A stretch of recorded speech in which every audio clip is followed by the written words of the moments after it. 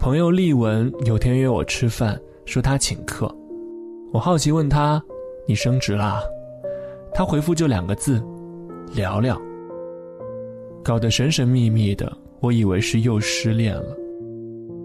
结果见面后，我看丽文状态蛮好的，聊下来并不是什么大事，就日常生活、感情状态什么的。不过言谈中发现丽文真的成熟了很多。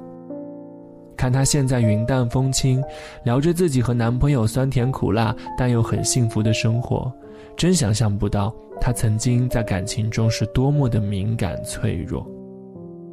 我打趣道，你现在都快成情感大师了啊。丽文毫不客气地回道说，那是当然，不经历点烂事儿，我可能还一直是个小女孩呢。赶快进入今天这期节目，来跟你说说丽文经历过的那些事儿。东经122度，北纬31度。我在中国上海，你在哪里？嗨，你好，我是子敬。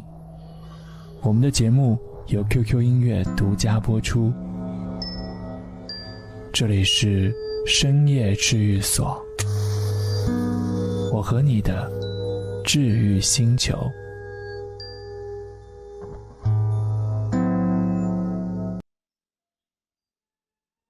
记得以前丽文的感情观一直很单纯，可能是看多了那个年代流行的偶像剧吧，总觉得只要自己善良和付出，就一定会遇到一个对自己死心塌地的霸道总裁，然后一辈子只谈那一段轰轰烈烈的恋爱。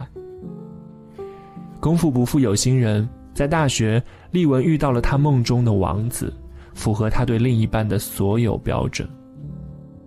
可惜男生并不喜欢丽文，他会和丽文一起逛街，一起看电影，会在深夜聊很久的微信，会接受丽文送的各种礼物，但就是没有和丽文成为男女朋友。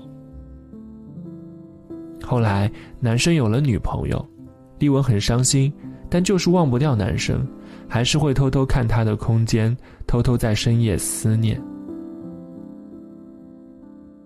再后来男生分手了，丽文的感情仿佛被重新点燃了希望。那段时间丽文和男生再次走得很近，男生会对丽文点头微笑，会带着爱意地摸丽文的头，让丽文一度觉得他们只是没有公开关系的男女朋友。可没多久，男生又有了新女朋友，丽文感觉天都快塌下来了，一个人在寝室睡了2天，最后删掉了男生所有的联系方式。对美好爱情越憧憬，现实往往让丽文越失意。后来的大学时光，丽文都没有谈过恋爱，一直到毕业后工作第2年，感情生活才终于翻开了新的篇章。当时有个同事对丽文展开了持续几个月的疯狂追求，虽然一开始丽文无心恋爱，同事也不是他喜欢的类型，所以很被动。但同事挖空心思的对丽文好，太多细节的叠加终于感动了丽文。2个人在众多好友同事的祝福下在一起了。可惜好景不长，在一起后2个人因为生活习惯不同，时常起争执。丽文也发现过了甜蜜期，同事不再像之前追求她时那么体贴了，反而脾气变得有些暴躁，吵起架来一点不妥协，冷战也毫不心软，简直像变了一个人。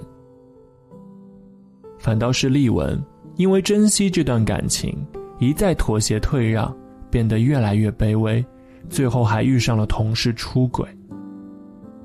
丽文崩溃过，也颓废过好长一段时间，后来重新走出来了，也蜕变成熟了。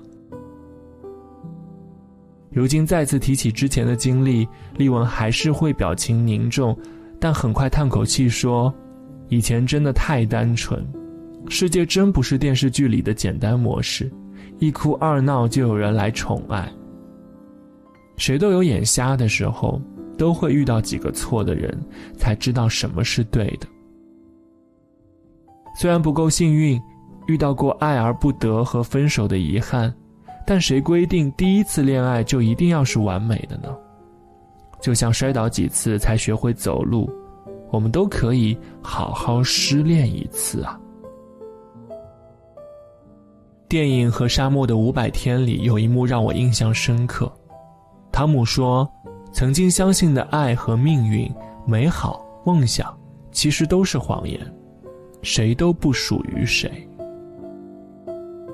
沙漠说，不，其实你是对的，只是我不是你的那个人而已。我们没有办法把所有对美好的幻想强加到一个不对的人身上。就像你喜欢吃番茄火锅，但如果本身锅底就不对，用你吃不了的重庆重辣锅煮再鲜美的食材，你还是没有办法得到想要的番茄火锅的味道。所以经历点烂事儿没什么，不能说失去一个人一件事是好事，但未必它是彻头彻尾的坏事，不是吗？